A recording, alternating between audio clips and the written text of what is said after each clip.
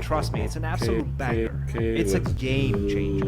Mushrooms. Banger. Mushrooms. Procedure, Mushrooms. Banger. lock. This is first what I do. How on earth has no one covered this incredible game? Not even Hikaru himself. He returns to us now at the turn of the tide, playing with the white pieces. Cheating Tuesday, the one just gone in early December, and who rocks up with black? It's Vlad the Implier. He's trying to catch them all. He's the current world champion, and what a game we've got. 80 moves, spectacular. Now, I can't be going to meme heaven today. We're going to do our best, but I am off some drinks and dinner with a few friends soon. So we're going to rattle through, right? Get going. We get B3 from Hikaru. He's going full cowboy mode and shows no respect for big bad Vlad, because after D5 he goes D3, we get G6 and G3, the full third rank disrespect. Love it. Is he gonna fianchetto that rook? No. Tucks the bishop into bed. Both of them now crossing swords, not advised in church with the bishops, and now we see castles. Knight f3, the c pawn advances, taking oodles of space. Vlad's controlling the game here in the center, and after castles, knight c6, I like this move. Hikaru doesn't casually develop, but plonks this one on the nice forward square, opens this bishop here. So we see takes, bishop recaptures, and now this is just a real touch of class, because the pawn is a bit under pressure, right? You know, it's defended by a knight here, but who knows if the knight gets chopped one day. C4 could come, knight c3, whatever. E6 looks a bit natural to defend, but bishop e6 played. Love that, understanding that actually there's some activity here, and so long as you maintain the center, you crush white's minor pieces. So Hikaru tries to fight back with the explosive c4. Now if you go d4, you drop a pawn. So this one was played, covering. Now knight d2, you don't want to be taken, you know, activate this knight. And this time if b4, there's some really nice counter shots with b4. And then even a3 if you want to go full kind of Genko Bambit mode. So that wasn't played. Instead, we see this good move from Kramnik. Now if b4, there's way too much pressure down the c file here. So instead we see rook c1. B6, rook e1, black's marginally better as we can see, looking at the eval bar there, and it's because of the space in the center. White's more cramped, so rook fd8's played. Queen c2, and this is not the right square. As so often, sitting opposite a rook, not good. Now d4 is the order of the day. Not only do you set up this lovely Connect 4, right, unlock yourself a cinema voucher to watch something with Hans Niemann, but as well, now if white tries to fight back with this counter shot, it's just no good because you've opened the rook. There's ideas of knight d5, you know, using the fact that the pawn is pinned and sinking in here. This gets very nasty as well with the bishop, so that's not good. We come back. This move was missed by Kramnik. That's why I mention it. He instead plays this mistake.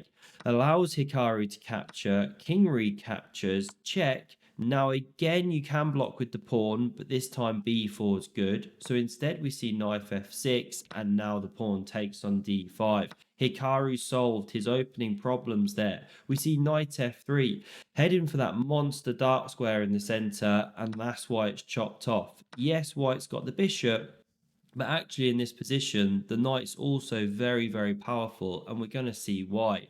Kramnik just generates this devastating attack in a moment. He first centralizes the Black Widow spider, queen a3 in response. Of course, Hikaru doesn't want to give the massive clamp there on the c file, but also he wants to go for play and generally keep complications, right? So a5 protects that pawn. Now rook c4. Queen not Botez gambited today. Kramnik spots it. We see rook ec1. This rook centralizes. Queen a4. And after this one, doubles on the file. Queen b5 hitting the pawn. Kramnik whispers, "Do you even rook lift, bro?" as he slides that one up. into the defense. And black is completely in the driving seat. We're going to see it now because after a3, Kramnik turns up the heat with pawn to g5. Andrea starts spinning the beats. The position's exploding here. He's going for the attack. Hikaru's throat, and look where the queen is. In Siberia, right? All the pieces on the wrong side. The attack is on the way. So this rook drops back to cover the backwards e-pawn, anticipating g4, kicking this bishop. So h5 is now played, really throwing the troops down the board. Bishop c6, mistake, because now queen e6 is played. Pressure, pressure, pressure. It slides back. There's a huge attack here. It's more tense than the time that Magnus Carlsen accidentally stumbled into the metaverse. Who did he find there but Brad Kramnik? First rule of chess club is you do not talk about chess club. The second rule of chess club is do not talk about chess club. Incredible stuff. Now we see queen f5 and it's imprecise. What was better? Well, the immediate h4, there's this incredible kind of zugzwang, because how does white improve? If rook c4, which we see in the game, not playable, you hang a pawn. The queen's still here, not on f5. If you try and move the queen for a waiting move, you drop a pawn. Rook b1, fine, but then you bring a knight in. You start pressuring here. If you bring the rook back to defend, you can open the file, slide the queen. If you give space, you can slide the rook. You can really build an absolutely horrendous attack for white. That was the way to go. Nice and steady, h4, push it. But queen f5 played immediately imprecise because it gives Hikaru this shot without hanging the e-pawn. Now we see the knight jump in, but the rook covers. He's just holding on by a thread. It's Hikaru, and after queen f6, now we see takes.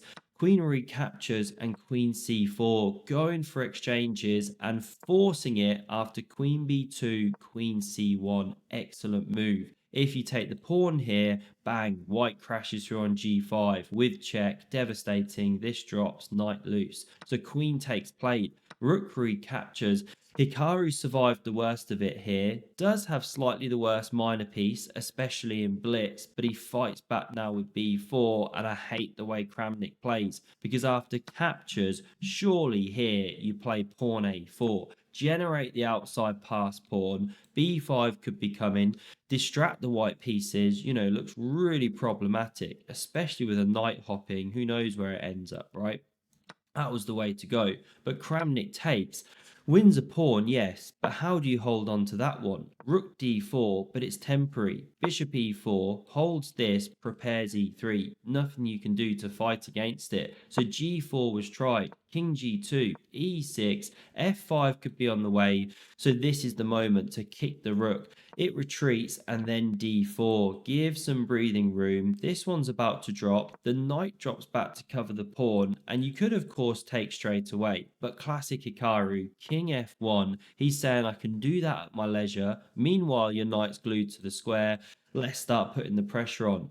Burn the clock, make it a bit weird. The bishop bounces around here, renews the threat, so the knight drops back. We can see where it's headed. Now the rook takes, knight d5, hits it, rook c4, keeping control of that pony, and after e5, things really sharpen up in the endgame, because Hikaru doesn't casually capture or bring the king or something like that. He plays the excellent bishop to e8. There's an easy move to miss, and you've suddenly got problems with the h5 pawn. If you step in with this natural move, you drop the pawn here. Well, what if you take first, rook takes, then step in with the king? Now you've got problems here. Pin and win, baby, no good. So we run it back. We see h4, at least if you're going to lose a pawn, mangle the white pawn structure, right? This one's only a one that a mother could love. And after knight e7, takes with check, king recaptures, rook b4, Hikaru's going to try and press now, especially with the 33rd piece,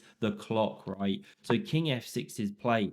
King g2, rook e6, sets up some x-ray tactics, so Hikaru doesn't get the bishop out of dodge. I was about to say he does, but I'm forgetting the game. Instead, he keeps an eye on knight d5 that was going to hit his rook. Now we see rook d6, rook b3, lots of shuffling, and the bishop now comes back to life. Franken bishop re-entering the center of the board. Given the mistake, but we're going to ignore it. You know, they're low on time here. We're sticking with the action, the tension. This looks really natural to push to h5, but protected by the king.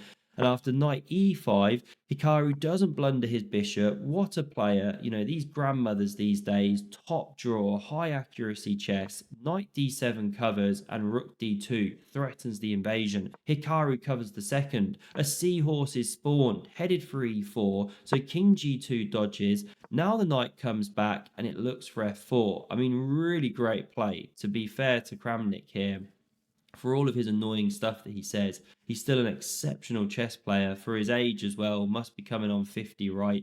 h3 is now played. We get takes, king captures, and f4. He's doing a great job. Doesn't even pre-move, by the way. Doesn't find it good etiquette. So we see king g4 on the board, takes his play, pawn recaptures, and the structure is repaired. White is a legit pawn to the good. Rook c6 is played, rook b3. More shuffly moves, don't blunder your rook, it comes to the fourth, both players keeping excellent control, not blundering a thing, high quality chess, low down on time, seconds, we're approaching move 70 here, move 69 currently, bishop now gotten out of the x-ray, and here is the moment where Kramnik makes the most horrendous mistake here. He goes rook h5, putting it in the line of a devastating tactic. Look at the reaction of Stockzilla, doesn't approve.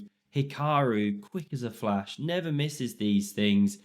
He goes bishop e8 check, and you are dropping an entire rook for bishop. That is absolutely terminal. But to be fair to Kramnik, you know, he's tired. It's late at night, the late titled Tuesday. He could really do with a vacation. Probably needs to book tickets to Fabi's Throw. Not easy being an absolute X/Twitter warrior and then trying to compete in titled Tuesday against the world's best glamour models. So we now see the king marching in. King g6 back. This is of course terminal. We'll whiz through these last moves. Nothing much to say when you've got a rook for a knight plus a running pawn, and that is game over. Here we see a loss on time. Hikaru due to take it home anyway. And what else to do at this point? Hikaru finishes the game with over 90% accuracy. Insane. There's only one thing for it. And trust me, it's an absolute banger. It's a game changer. Mushrooms. Banger. Mushrooms. Banger. Procedure, Mushrooms. Banger. lock. This is first what I do.